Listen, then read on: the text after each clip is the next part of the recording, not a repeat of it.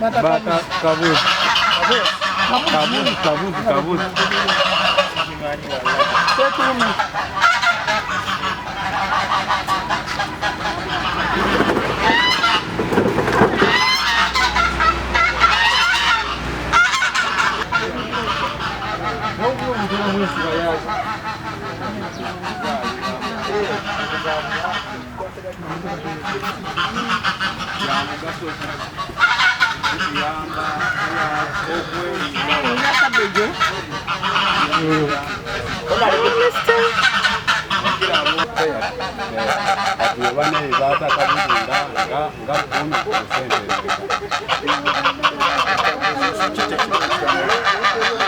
Osobola oba sibanga tekisobola kubuuka nekitugenda osobola okita nekitambula nekyeriisa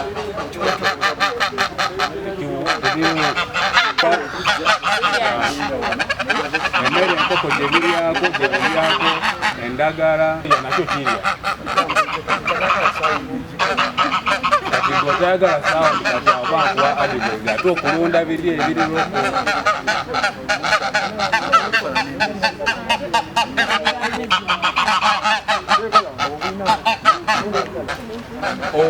n'ojjayo omuddo n'obuleetera ulya buli ate tikazaala nti oba kazaadde mwana omu kazaala 5, 6, 7 paka ku 10 ate twateekayo gano amabaati tuweefuka omusulo gujjaku tunyamiza wano ogenda n'ogadeniwo obutonotono tamuwulya omezi brand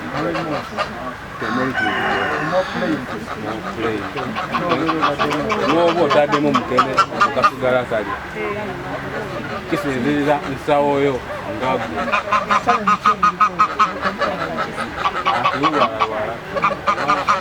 tiwulwala naye nga wulwala ekisinga utawanya enyumba webambi nga nkyafu eddala awo kajja kusumbwa kajja kulwala naye oba ekiyumba kyawo kikirininga bulungi kekantu peya eri ku 3,000 kati tuli otuto peya yatwo eri ku 3,000 olina obumyuwo 10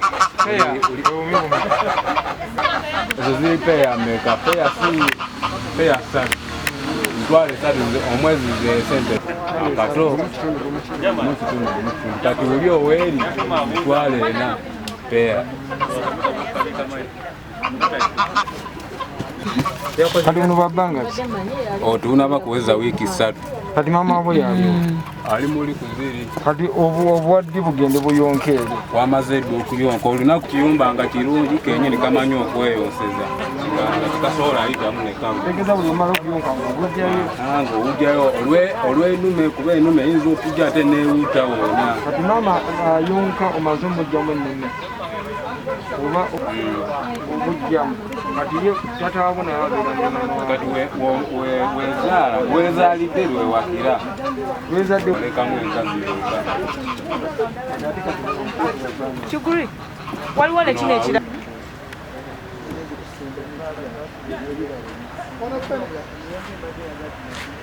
nefene fene myaka 5 sanja kyamusebe biba bijja kulwawoko ebijanjaalo naye amazzi oba kuboyiringa kyayinga oyo bw'atyo gwe mulimu gwayo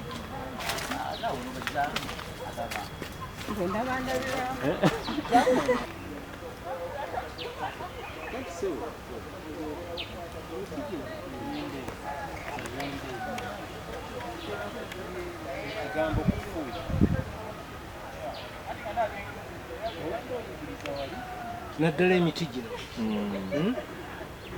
ewaffe obulemeezi eriyo omuyembe gwolabagiro gwali mulungi nnyo naye kati tukyasimba bire nadda okujjawo ng'okoze eki omufuyidde kati gino obuzibu obwo oba mutungawo mutya erudda awo kati okusookera ddala nga bwenakugamba nti tetukola miti giri grafted emiti egiri grafted mu butonde giba minafu nga bwomanyi ekintu era kye bayunze baba bataataganyiza engeri y'obutonde kiba kyetaaga okulabirira kungi nnyo. Emiyembe gino kagoogwa koona simanya ki emiti twagifuuyiranga. Nze nagwe nnina ewaka nagujja wano gwakamalawo emyaka 4 gwateekako. Nasimba kagoogwa olwasukaali wa kagoogwa nti mulungi, nensimba ne bagwita Tommy guba munene bweguti gye bateeka mu bibbo, nensimba wali Tommy, nensimba wano kagoogwa. Guno oguli grafted gwamala emyaka 3 kitundu neguteekako Tommy. Guno ne gumala emyaka emeka? 4. Naye abantu baffe kyembazuddeko sibagumiikiriza. Ye ayagala akatinga period eyo. Waliwo bagamba omuyembe mu mwaka gumu guteeka kuba biraba balimba. Tekisoboka. Kegibeera ebiri tekisoboka. Ate nagwo guno omuti gwe mulaba guno guli grafted. Abantu bakimanyi nti okutuuka ekiseera nagwo ne gukola ki? Ne gugejja nga guli. Example eri Kisubi wali Kisubi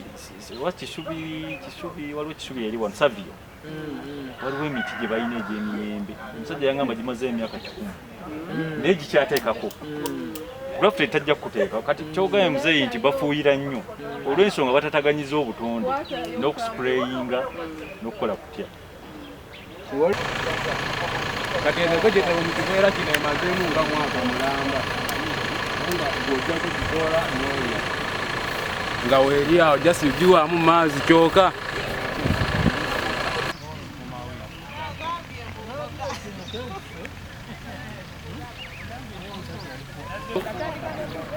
Tugenda kukolayo kagundi kamwe. Buli muntu agenda kusimbayo omuti gwe. Namala okulya langi ajja kugenda nako mu bulungi. Gwa kijjukizo. Osobola n'okugukomyawo tukugabira abalala naye nga gukuze gwonna. Tulinawo ffene ne moringa. Bw'oteekamu buteesi ki nsigo ogenda genda nagwo yeyo ensigo. Ono mulinga? This is mulinga. Yakusimbire kutwale butwazi. Basimba. Buli omu agenda kusimba omuti gwe wali. Kagenda nnyo wansi. Buli omu agenda twala. Kati amatenga mufaayo. Oli waddembe okugukomyawo ne tukugabira abagwetaaga. Naye mulinga takyali katale. Osimbe ffene. Fennensi. Bannange kati ate bwe tunasimba mu fennensi oba buli omu avaawo n'ekiki. Ovaawo nakyo. Mujja kukikola after lunch. N'otagibulizaayo nnyo. Fennensi tugenda kulya ku ffene.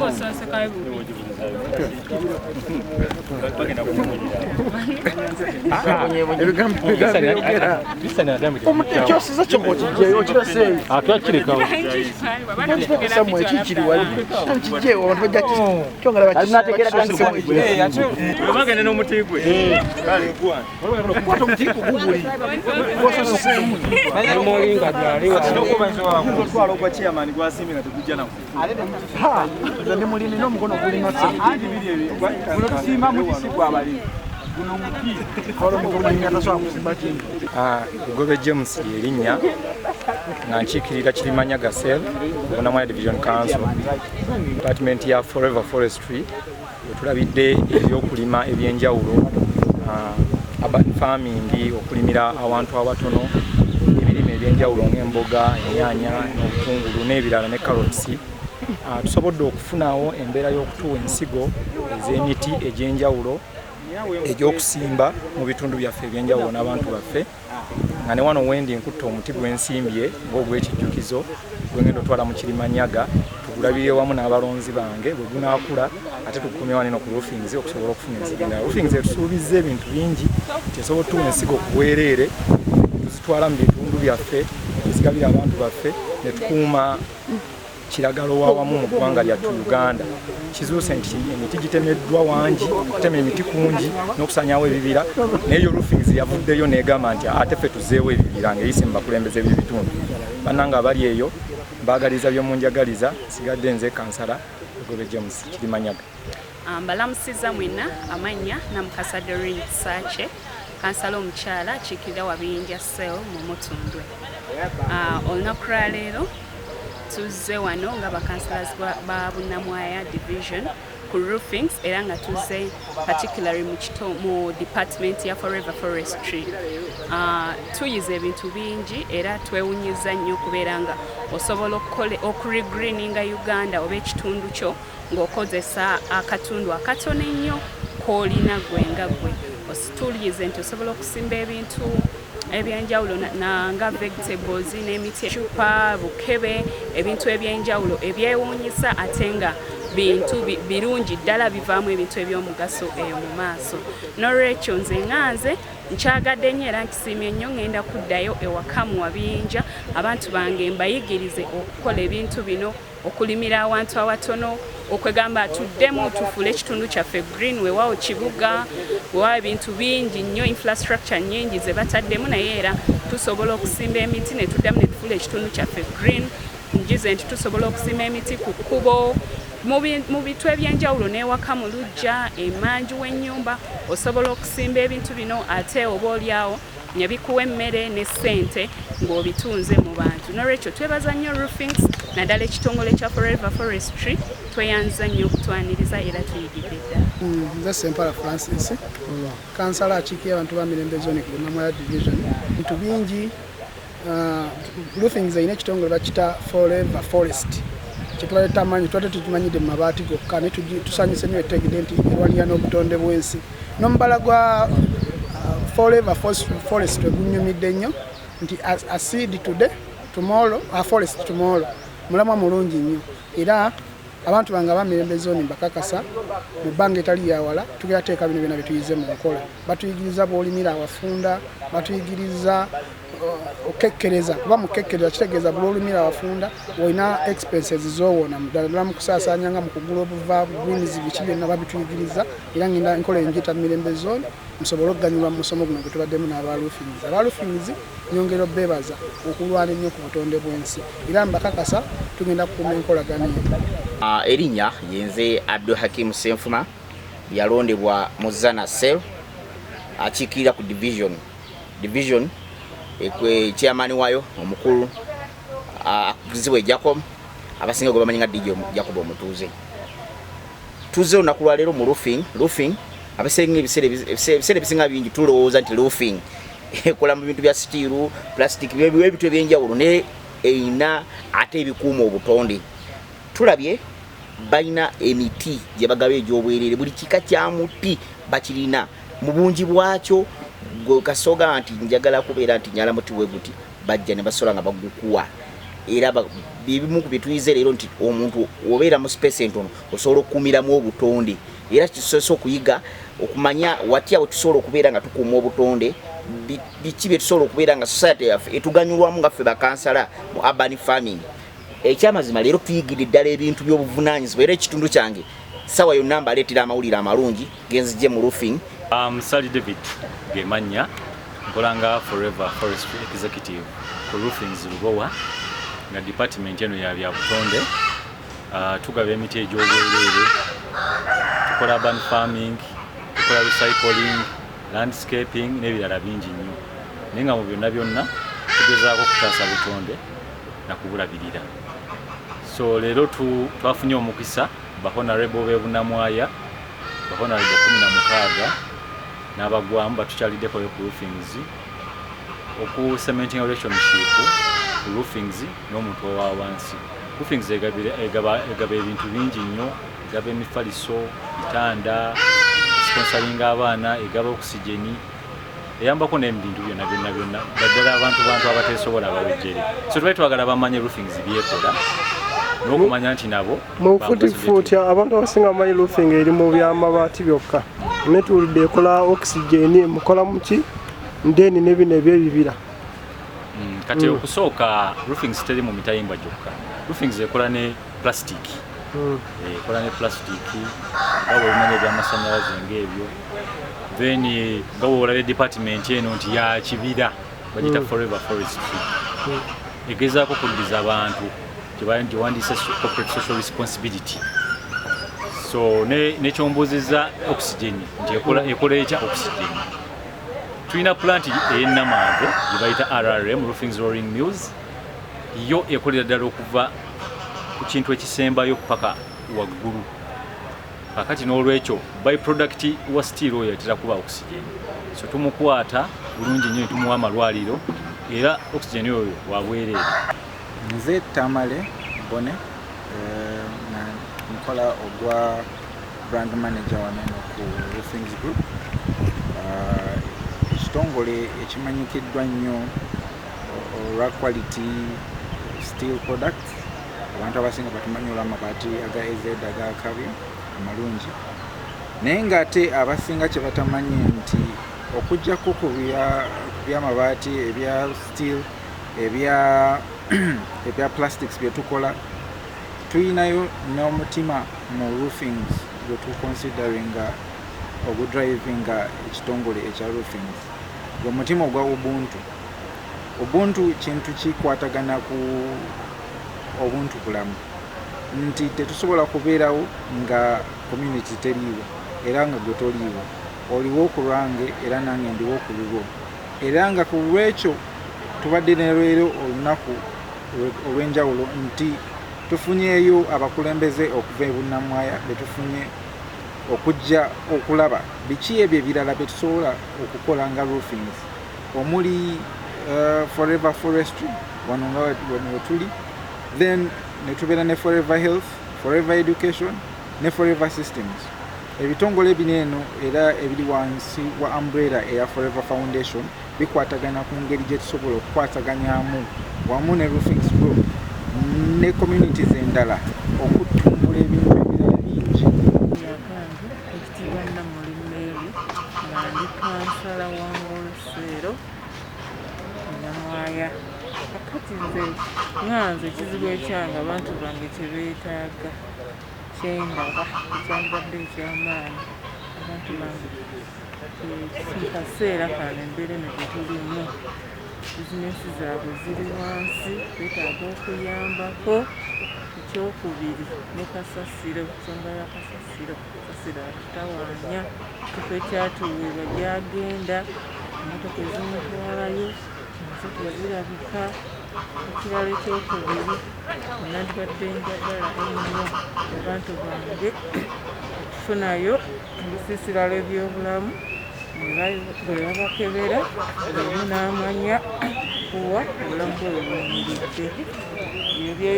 Amanya gange bampita Nakato Ruth, nva mu Bunnamwaya Division. I am the female councillor for the PWD on Bunnamwaya Division. Ndi musanyufu nnyo olwa roofing okutinvitinga wano ne tujja ne baka ebintu byetuyigiriza bye tubadde tetumanyi, ate nga munda mu yo ina ne programs nyingi ze tubadde tetumanyi, ate ng'ebbanga lyonna tubadde nabo wano nga tubalinaani. Kati nga bagenze ne boogera ku kintu ky'abaliko obulemu, tulina abaliko obulemu bangi mu Bunnamwaya Division, abatambulira mu wheelchairs, abatalaba, abatawulira, abeetaaga okuyambako, naye tubadde tetukimanyi, ate ensonga eyo nga weeri wano basobola okukola ki okubayambako nga tubatuukiridde ne tubawa ensonga nti bannange ono mulemu ali bwati yeetaaga okuyambibwa mu ngeri bweti. Purogulaamu endala y'ey'abantu ba sickle cells, kubanga abantu ba sickle cells mukimanyi bulungi abamulamu naye naafuna ki sickle cells zino sometimes bwe zijja zikula oluusi zimunafuya omubiri ne zimuleetako obulemu. Tubalabyeko abaana bangi n'abantu abakulu nga obulemu bwabatuukako okuva ku sickle cells nga balina mu wheelchairs. Kati roofing erina purogulaamu ey'okuyamba ku bantu abaliko ki abantu abaliko obulemu, abantu ba sickle cells. N'ekirala era kyetuyize wano era kyetulabye mu roofing kyetubadde tetumanyi, roofing eyamba ku baana okusoma nakyo tubadde tetukimanyi, nga babadde bayamba ku baana naddala aba primary okubayamba ku school fees nga balina n'essomero mu Nammanve. Naye kati era bongedde otuyigiriza ne batugamba nti omwaka ogujja bagenda kwongerako ki, kati bali mu nteekateeka ya scholarship, ng'omuntu basobola okuwa scholarship ne bw'oba nga weeyongedde mu high school.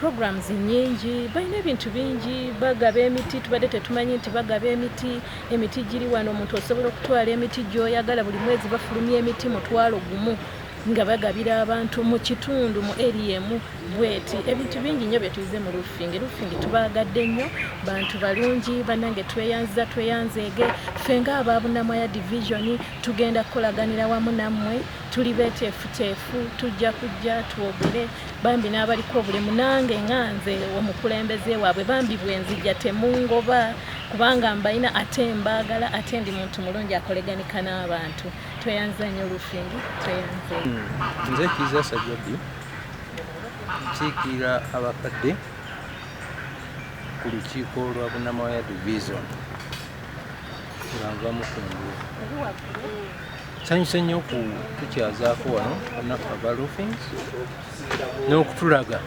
ebirungi bye balina wano naddala ekyemiti ekitundu kyaffe kino olw'enkulaakulana ezizzeemu emiti mingi gisaanyeewo naye ng'ate tukyasobola okugizaawo just okutegeeza abantu nti ne bwoba ne compound entono tusobola okusimbawo omuti negukuyamba kuba omuti tugifunamu ebintu bingi tufunamu empeewo ennungi tufunamu n'ebirala naye just bantu kubategeeza amanye nti emiti gya mugaso nnyo eri obulamu bw'omuntu era kino tujja kisaasaanya abantu baffe roofing akkiriza nti ajjanga tuwa emiti tujja kusomesa abantu basobole okuyiga kusimba emiti tusanyukidde n'emisomo ne offers batuwadde waliwo basale waliwo ne byalaani waliwo n'okusomesa abaana bano abafumba emmere fast food ku makubo n'okubawa ebikozesebwa ebipuroguramu tugyagadde nnyo kubanga byebimu bijja abantu obwavu bavubuka naddala olwokuba nti tebalina nnyo mirimu naye tulaba nti eyo gap roofing asobodde ogigattawo ajja bbawo ebikozesebwa nobbawayo ne kasente n'okwongera obba traininga ensonga eyo twebaza management ya roofing boogedde ne ku kintu ekikulu ekya sickle cell ekyobulwadde obulwadde bwa sickle cell ekyali problemu nnyo mu Uganda nti batono nnyo abamanyi nti sickle cell bulwadde naye bagambye katusuubizaayo olusiisira lw'ebyobulamu okwongera okusaasaanya enjiri ya sickle cell abantu basobole okukimanya. Ndi musanyufu nnyo okulaba nti tutuuse nzikiziganya wakati wa Bunnamwaya division wamu ne roofing. Bunnamwaya division ngazo chairman waayo omulimu gwange omukulu okulaga nga shodo okusakira ekitundu mwenva. So roofing yemu ku kkolero abangi abantu bamanyi naye nga tebamanyi kkolero likola bintu ki. Leero ntegedde nti roofing ekola gas oxygen, leero ntegedde nti roofing ekola n'amazzi, leero ntegedde nti roofing ekola n'ebintu ekola mabaati, naye bw'otuuka muli n'olambula roofing etaasa n'obutonde obw'ensi. Roofing erina projects eziyamba abalema, roofing erina projects eziyamba abaana abanaku batalina mwasirizi, roofing erina projects eziyamba abavubuka, roofing erina project ezikendeeza obukyafu mu society. So nga tekiyamba tusobodde okukeera mu kubanga tusakayo ne bakansala bange bakona ne bakansala bange aba Bunnamwaya division mulimu obugaali obwasola obusikozesa chapati, mulimu olusisira lw'okugemesa n'okwekebeza olugero okubeera mu December, mulimu